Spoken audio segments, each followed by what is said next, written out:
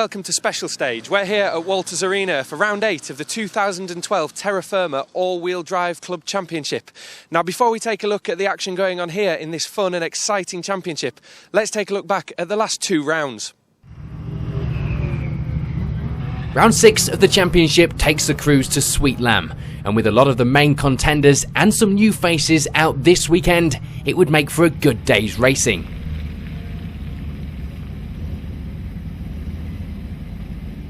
Starting the day as he meant to go on though was Chris Bird. A good opening run meant a fastest time and a lead of over 25 seconds at this early stage. A lead that didn't get any smaller either over the next few runs, going into the midpoint of the day maintaining that fantastic advantage. An up and down season for Keith Lewis, it's fair to say, but it would start well here. Some good times, including a fastest time on run 2, would put the Peugeot in second place. The faster Sweet Lamb stage suiting the car.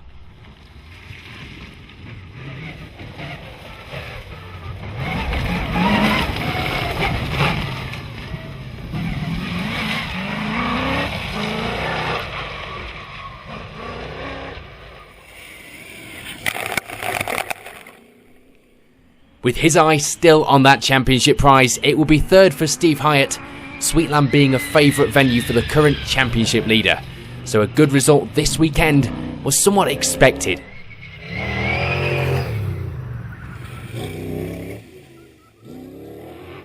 Another driver out to prove a point was Dan Lofthouse. A previous winner of other events at this venue, fourth was all he could manage at the moment. The reason? Gearbox problems on run 1 dropping him crucial time, but it would all be repaired, ready for a push on the rest of the day's runs.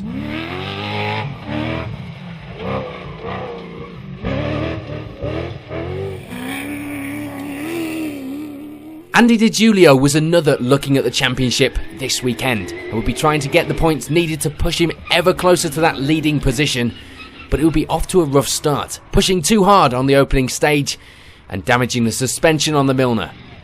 The problem didn't stop him for long though, as he ends the 4th run in 5th place.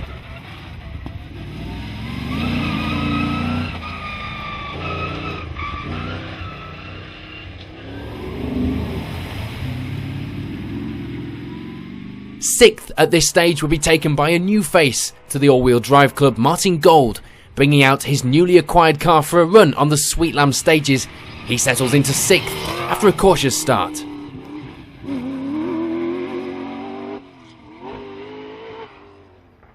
Of course, we haven't seen Toby Jefferson since the opening round, but he was settling back in well here at Sweet Lamb, 7th overall at the midpoint in the event.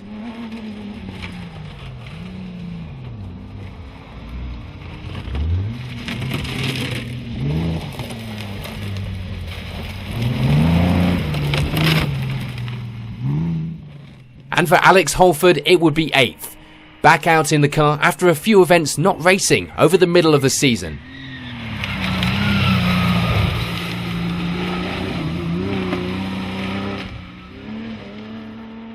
And a weekend of suspension setup lay in store for Carl Gudgeon in the GSR so far. He lies in 9th place for now.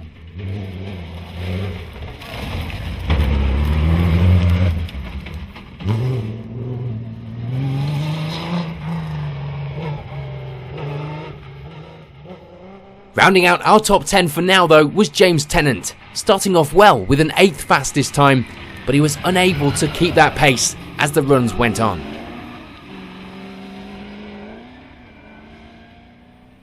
It wouldn't all be good luck and plain sailing though for everyone in the opening runs, as Greg Clement pushes as hard as he can and starts making mistakes.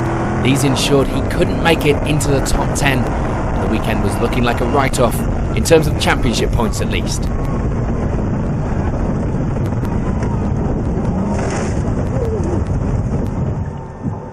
So with 3 more runs for the crews to see if they can progress anywhere in the leaderboard, let's take a look at how the final places were decided.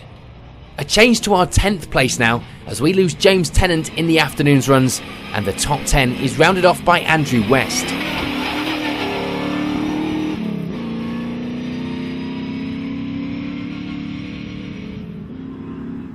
No change for Carl Gudgeon over the afternoon's runs as he continues to hold 9th place.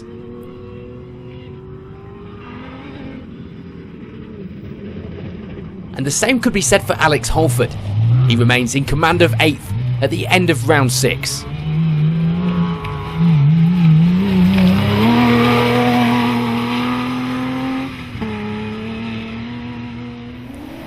Toby Jefferson struggles a little being caught in the stage by the following car, but he remains in 7th place to finish with no problems.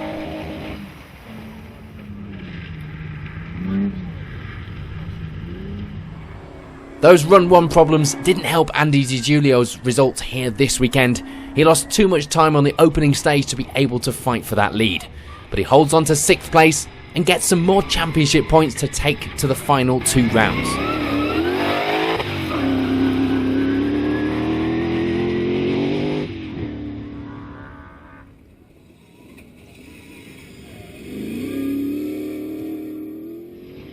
Fifth at the end of the event would be Martin Gold in the Clio. A good run all day in the new car, although that almost wasn't the case with his 2-wheel moment on the afternoon's runs.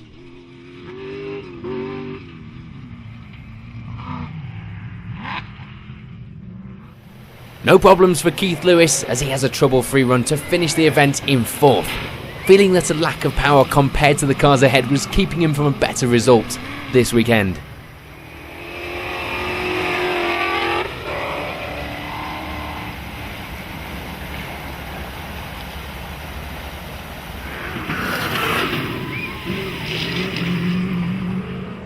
But for championship leader Steve Hyatt, it would be a good 3rd.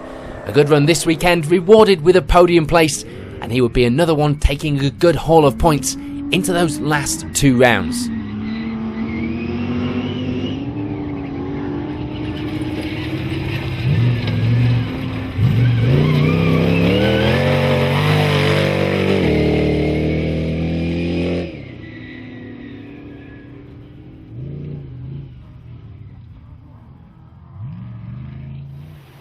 After the problems at the start of the event, it will be a good recovery for Dan Lofthouse in that Freelander special, as he manages a 2nd overall finish. Mechanical problems seemingly all that stood in the way of a good close fight at the top today.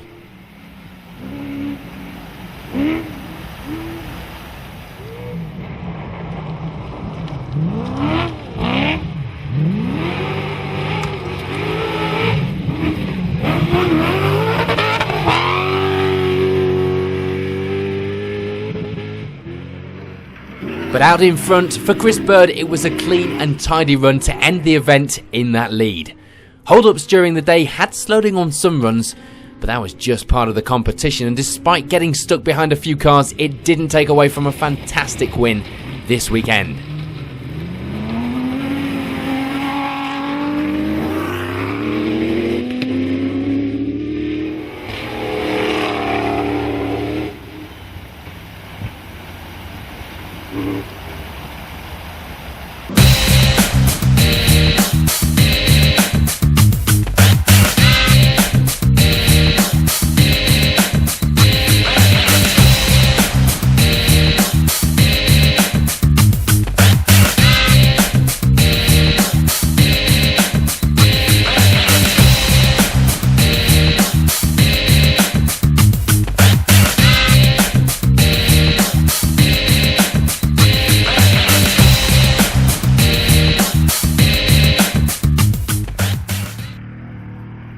With some changes to the last few rounds due to the weather conditions at some of the proposed venues, round 7 would head back to Waterbeach near Cambridge, and thankfully the weather was a little kinder to us this time round.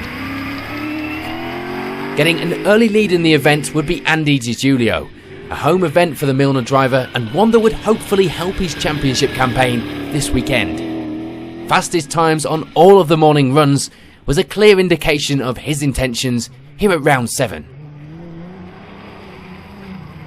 After a good couple of results earlier in the season, it would be 2nd place now for Mark Hones in the GSR. Caught off guard on the opening stage by DiGiulio as he is unable to match that pace at the front. But the remaining runs of the morning go a little better, keeping up with the leader even if he isn't able to take any time out of him. And after his own up and down season in the new car, it would be a good start to round 7 for Mike Hannock as he settles into 3rd at the midpoint of the day. Some good times being set too, including a 3rd fastest time on the 4th run.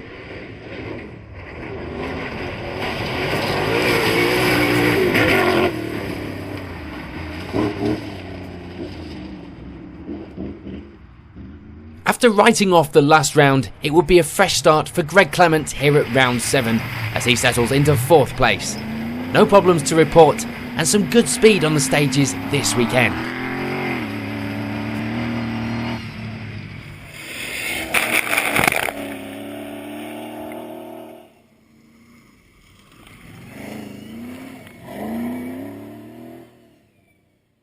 Round 7 would be the 3rd time out for Tim Henry in the new car, and this time round it was going much better as well, lying in 5th at the end of the morning's runs and in a good position as well to push that little bit more in the day's remaining runs.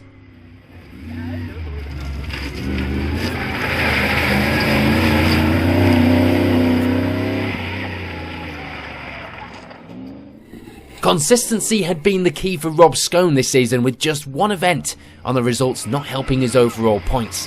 But this weekend was going well so far, and 6th place after 4 runs was good going.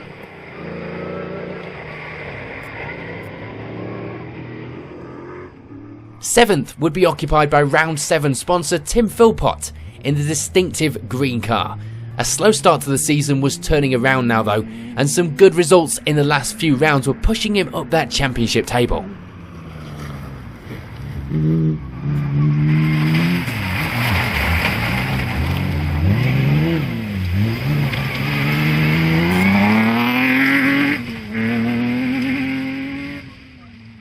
Kenton Riley joins us midway through the season and have been quite consistent up to this point, with round 7 being no different so far. He settles into 8th place for now.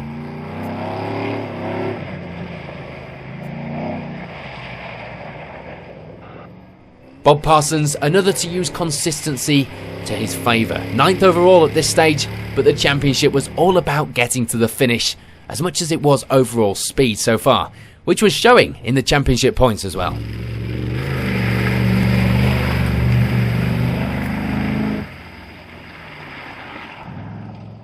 No problems for Jason Nicol as he rounds out the top 10 at this stage. Making the correct tyre choice in the muddy conditions was key to a good result this weekend.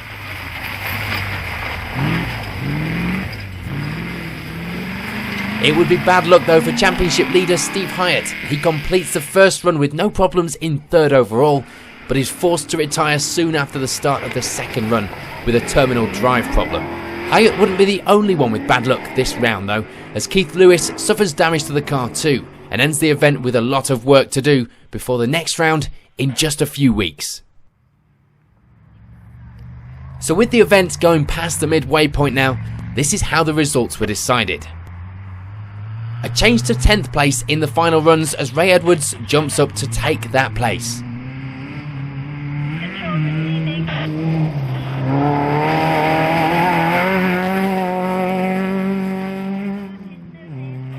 Jason Nicol now moves up a place into 9th, this despite hitting a tree on run 5. A dramatic day, but luckily not causing any damage and not losing any time either.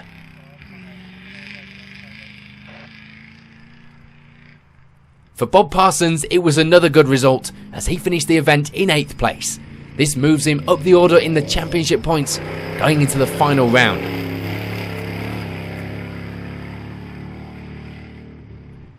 For Kenton Riley, there were no championship points to chase, so 7th was just a good result in its own right. A great way to end round 7 as well here today. 6th on our overall leaderboard was as high as Rob Scone could make it on the results here at Water Beach, and with him due to miss the final round in a few weeks' time, this result was his final addition to the championship points. Stay tuned to find out later in the show how the championship was decided.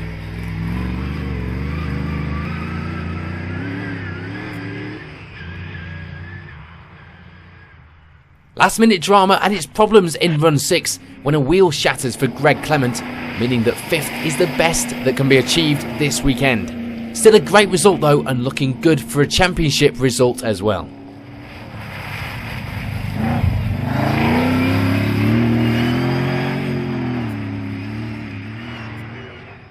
A good climb up the results for sponsor Tim Philpott sees him make his way up into the running into 4th place. A good end to the event for the Peugeot driver.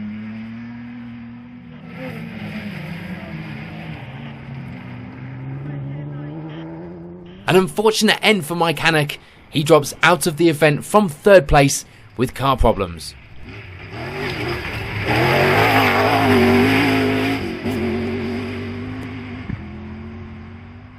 Which means for Tim Henry, it will be getting better by the stage as the new car continues its development and shows its potential as well in the championship as he takes up 3rd place, vacated there by Hannock.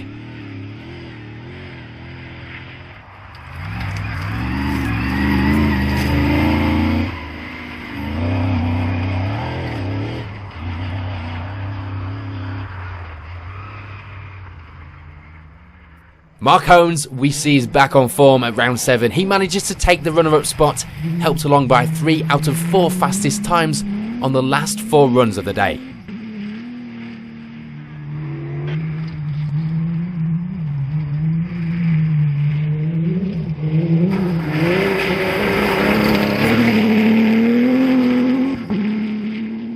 The only man to get fastest times all weekend though was event winner Andy Di Giulio. A well-deserved win for the championship hopeful on his home event, putting him 2nd in the standings going into the final round.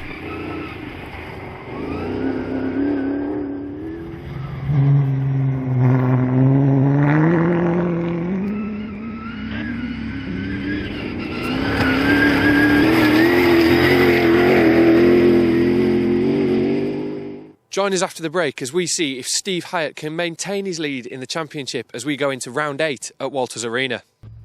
With the end of the championship in their sights, just 6 runs of this tricky course here at the BPW Insurance sponsored event at Walters Arena stand between a few drivers and the 2012 championship title. But firstly, with no pressure of a championship result, it will be Chris Bird that starts the weekend as he means to go on, setting the fastest time by 14 seconds on the first run and continuing to take a little more time on each run after, leading the event quite comfortably then at the midpoint.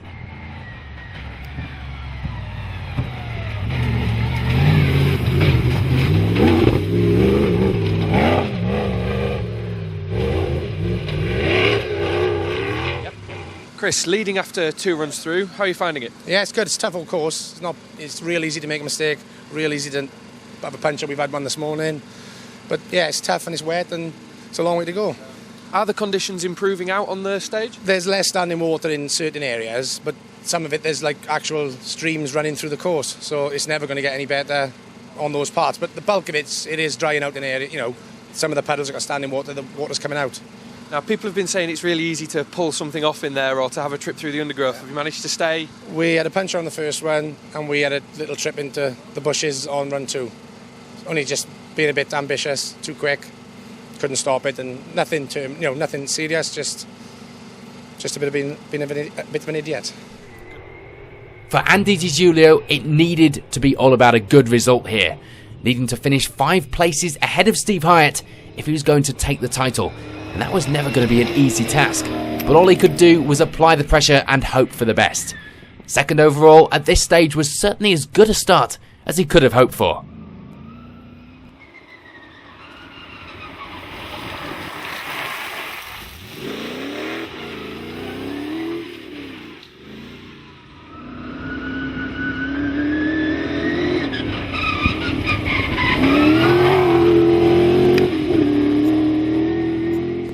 Andy, lying 2nd after 2 runs and still in with a shout at the championship, you must be happy.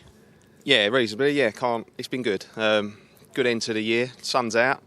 I believe we're 5 points overall in the championship behind Steve Hyatt, who's winning. So we're in front of him at the moment, but we got to finish good 5 places in front of him to take the overall championship. So I don't think at the moment there's a long way to go, but he's going well. And as long as he keeps it steady, I mean, we've still got to finish yet to come 2nd, and it's tough out there. But at the moment, it's looking good for Steve. So, I think. We've seen a few of the lads have a couple of trips off into the undergrowth. Fairly risk-free for you, though? Yeah, we've had a couple of near misses. We on one of the turns there was a hairpin, and we somehow the fiddle brakes locked the back left wheel, and we cooked that. But that was the first run, but we still managed to put in a good time. And the second one come a bit hot down on the Cat 1, and overshot it, and had to come back up it and turn left instead of a right. So it cost us some time. But no, generally we're all right. But it's like I say, it's really rough out there, and I suppose it is anyone's day at the moment, because it only takes a breakage or a puncture and a maximum, and then it's all going to change. We just got to watch to see what happens. What was your mindset sort of coming into this? Push hard or bring the car home in one piece and see how the results go? Push hard, really. We're not on Chris's pace, but then he's not in the championship standings. I didn't want to make it too easy for Steve. Being as we've got to be 5 places in front, I didn't want to be 5th, and all he's got to do is come 10th. So we're having a good go at it to keep him honest, really. With the pressure off a little for Steve Hyatt, it would be his championship to lose if you spoke to anybody here this weekend. But with problems on the previous round in the back of his mind, it certainly wasn't going to be plain sailing. And with Di Giulio not backing off in the slightest, Hyatt couldn't afford to back off either. 3rd overall after run 3 was all he needed for now.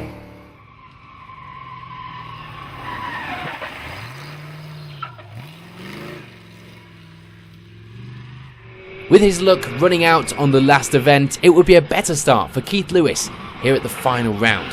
4th overall at this stage, and all seemed to be going well with that freshly repaired car so far.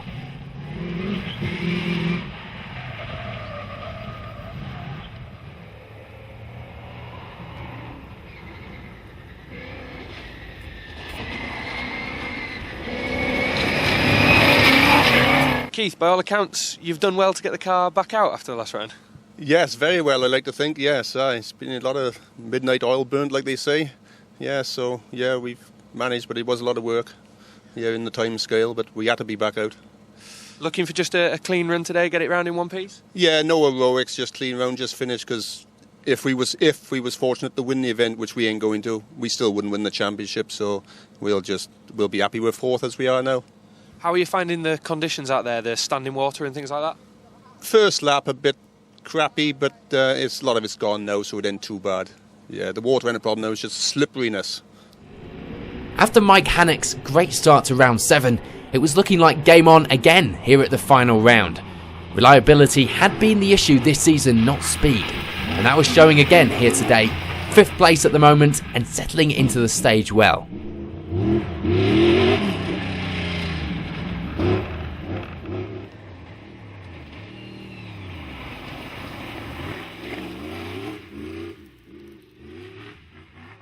A lack of co-driver this weekend could have gone either way. It was either a good weight-saving tip for Pete Downey or would make his job difficult when finding his way around the stage. But after 3 runs, it seemed that the lack of navigator wasn't really causing any problems. 6th overall now and going well in that little Peugeot.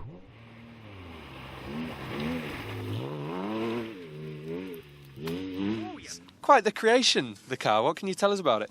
Well, it's a car I built myself. Every component has been a mix-up of other vehicles. So it runs with a Subaru Flat 6, which is 3 litre. Came out of an eBay special, so there's no mods to it. But I've spent time on the suspension and tried to get suspension to work well. And then I got a very special gearbox, which is just being built out of creative parts. And it seems to do the trick at the moment.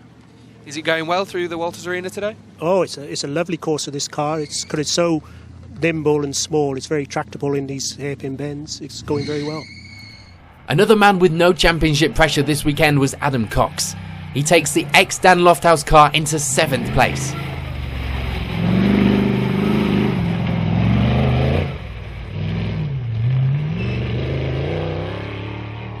And for Tim Henry, it wasn't quite the result from round 7 just yet. 8th overall at this stage in the event, but with half of the event left to push for a few more places.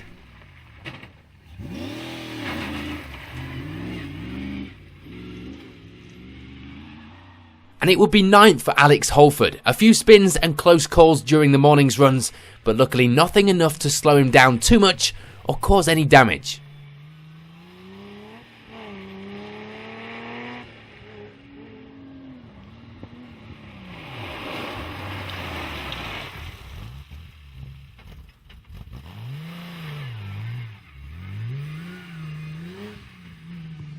Alex, 2 runs through the Walters Arena. How's it going so far? Well, so far so good. One stop and a stall and a little spin-off here and there, but other than that, we've kept it all together and just trying to finish, really. It's bloody slippery. A few of the lads have had some exciting trips out into the undergrowth, but you say you've managed to keep out of it? Yes, I've weaved in and out of the undergrowth a few times, but fortunately only undergrowth, no trees, but it has been a close call at times. And rounding out our top 10 at the midpoint of the event would be Mike Coward. And lucky to be there as well after a small collision with a tree on run 3.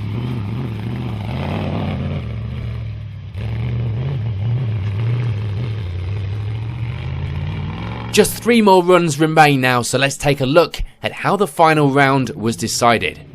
It's all changed in 10th as we see Mike Bakewell take up that place in the second half of the day.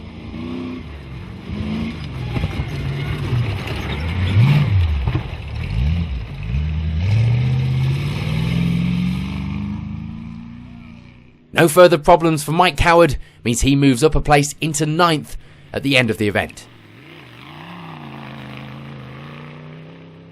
And it's 8th for Tim Henry as he continues his good run on this final round.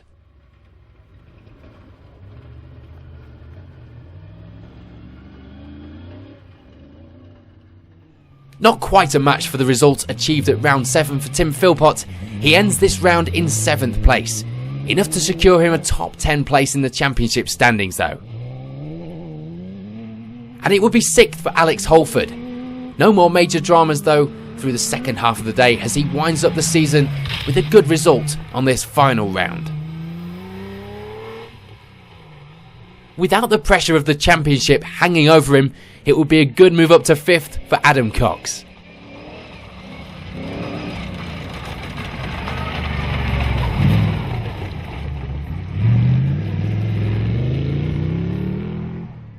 And for Pete Downey, it would be a move up a few places as well, into 4th over the few final runs.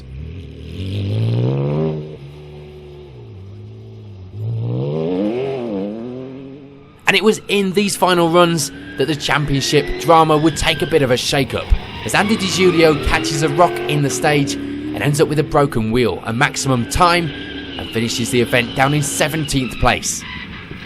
The result may mean the championship win was out of question, but second place was still in the bag.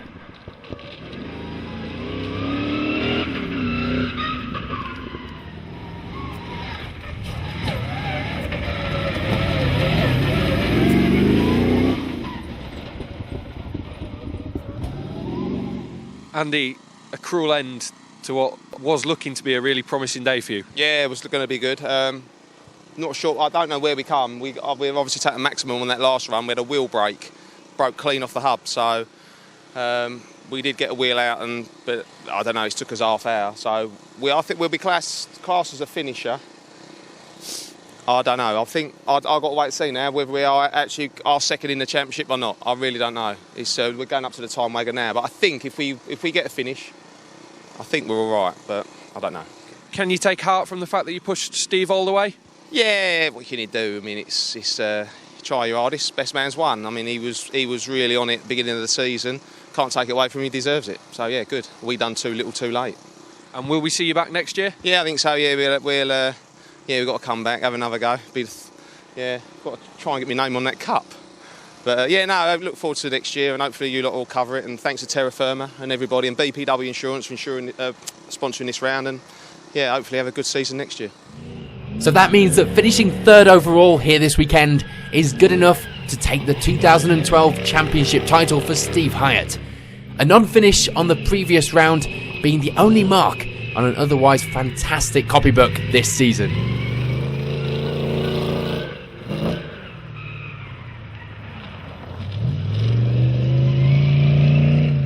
Steve, 2012 championship winner, how does it feel? Well, it hasn't really sunk in, but good, yep. Did you think at the beginning of the year that this was a reasonable expectation? No, I didn't intend to do the championship, so it was, just happened really. And for next year, do you think you can carry on like this? I hadn't thought that far yet. Happy with the way the car went today? Yeah, it was no trouble at all today. Yeah, so it's just pleasurable. Congratulations. Thank you very much. Back to the overall results in this event now though, and moving into second place over the final run, overtaking Hyatt on the leaderboard would be Mike Hannock. The season's problems seem to be a thing of the past now. Getting rid of those demons, he could look forward to taking the developments into the 2013 season.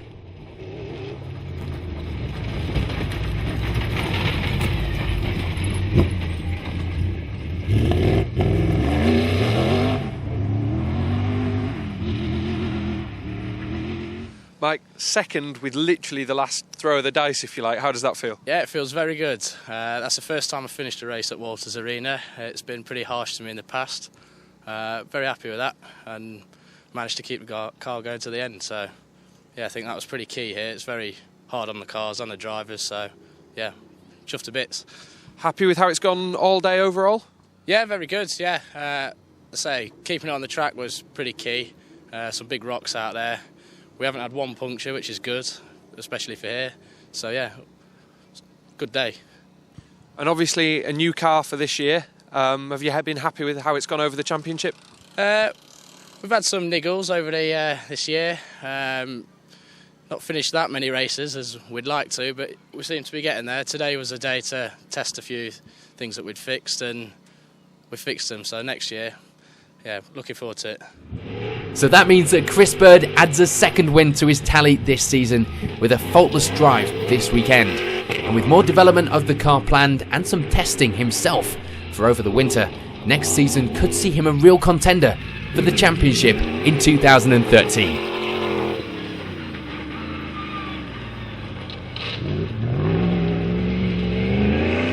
Chris, a brilliant win, a long way clear of the rest of the competition. How does it feel? Yeah, it's good. It's the second one we've won this year now. We've got the car performing well. Everything's going well on the car. We didn't make any mistakes. We had 2 punches, one on the last run, but it didn't matter. So, yeah, it's a good day out. Are you looking forward to getting back next year? Have you even had time to think about that? Can't wait. Can't wait for next year. Can't come soon enough, really. We've got the car right now, and it's then time to go and have a proper go of it, like. Do you think that you can push for the championship towards next year? I don't know. I'm not a great championship chaser. It puts a lot of pressure on you, and with work and business and everything. Sometimes you can get too wrapped up in it. So we just do the events we enjoy. If you're in for a shout, you're in for a shout. So that's all you can say. And is this the best performance to date for you? Were you happy? Yeah, it's a good performance. We were quickest on every stage, on every run. So it's not. Yeah, you can't ask for any more, can you? So with all 8 rounds of the 2012 Terrafirma All-Wheel Drive Club Championship complete, let's have a look at the top of the results and the class winners. As we saw earlier in the show, Steve Hyatt rounds off a fantastic season by becoming the 2012 champion. With 2 wins this season and plenty of podium finishes, it was going to be hard to beat him, but that didn't stop others putting up a good fight.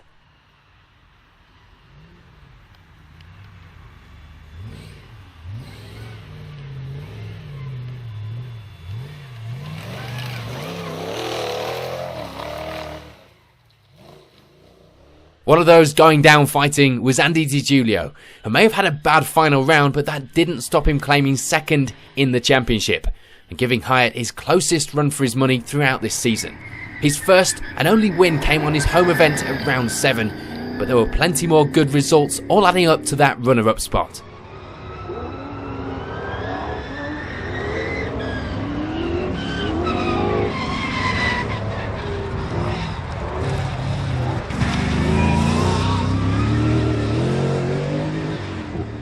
And rounding off the podium finishers for the 2012 season would be Greg Clement. Certainly a consistent season with just the final round going against him. But with dropped scores taken into account, it was consistency that netted him 3rd place in the championship.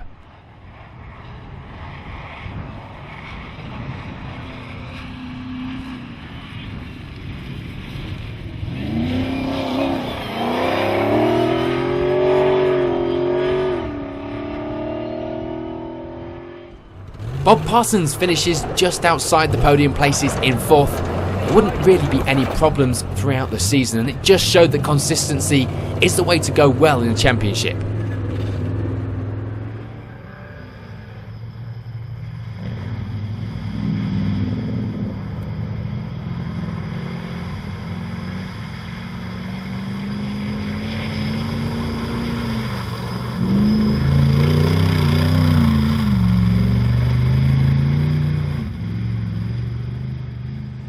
just one round missing for Jason Nicol as he ends the 2012 season with a 5th place finish.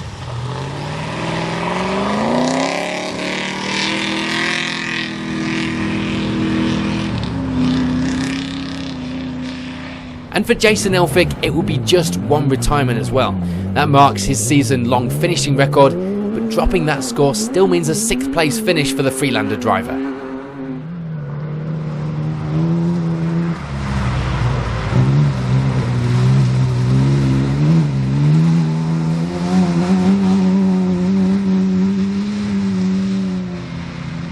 The pace had certainly been there at the start of the season for Keith Lewis, with a couple of podium places right out of the bag. But unfortunately, as the season started to tail off, so did the luck, and a couple of non-finishes were enough to drop him from the running down into 7th place. Still not bad though for someone who started the season after a break away, with no firm plans for doing all of the rounds anyway.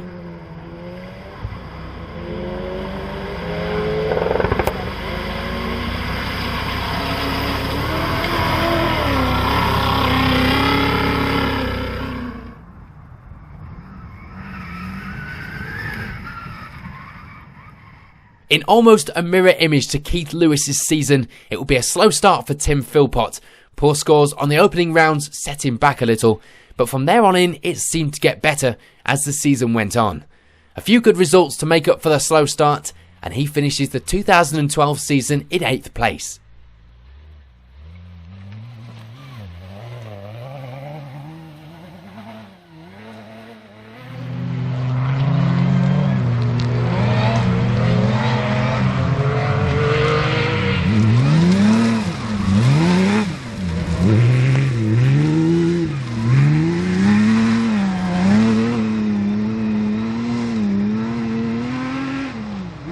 Absent from the final round, it was all down to what other people did to decide the fate of Rob Scone. And with his final round's 0 score to drop, it still left one bad event, possibly the difference between his 9th place finish and a finish further towards the top of the championship if he had been racing at the final round.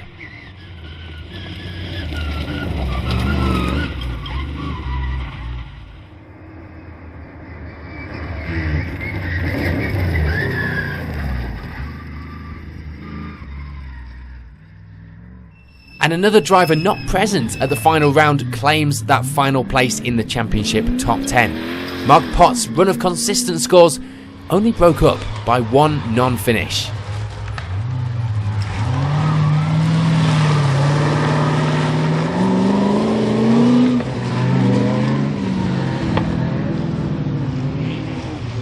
As well as the championship's overall awards, there were also the classes to be decided, and no mean feat.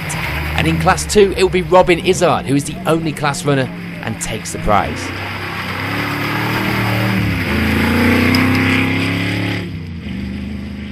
Despite having a tough time on some of the rounds this season, Dan Redman takes the top honours in Class 3.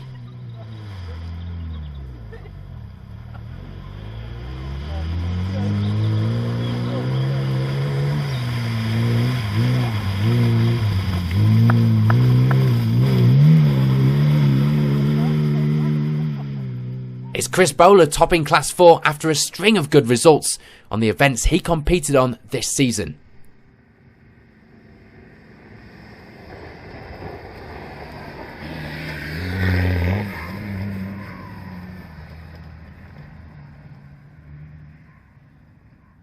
And in Class 5, there wouldn't be too much competition, with Tom Mitchell coming out on top in the end.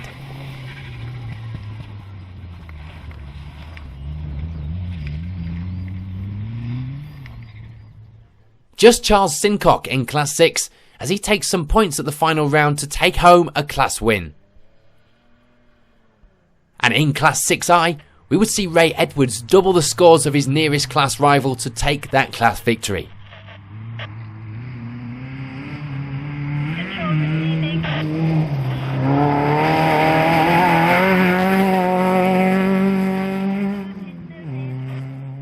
Fourth place overall was enough to net Bob Parsons with the win in Class 7.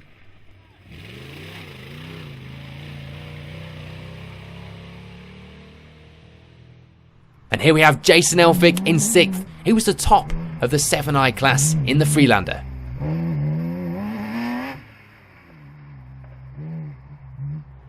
Greg Clement here has no trouble in securing the Class 8 victory.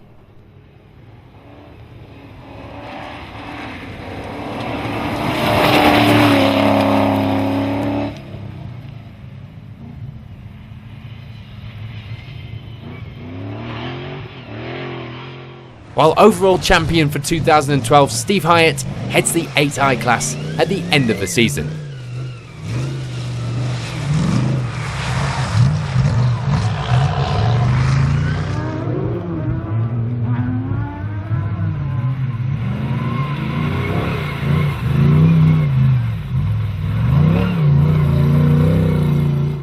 So that's it for another year here on Special Stage with the Terrafirma All-Wheel Drive Club Championship.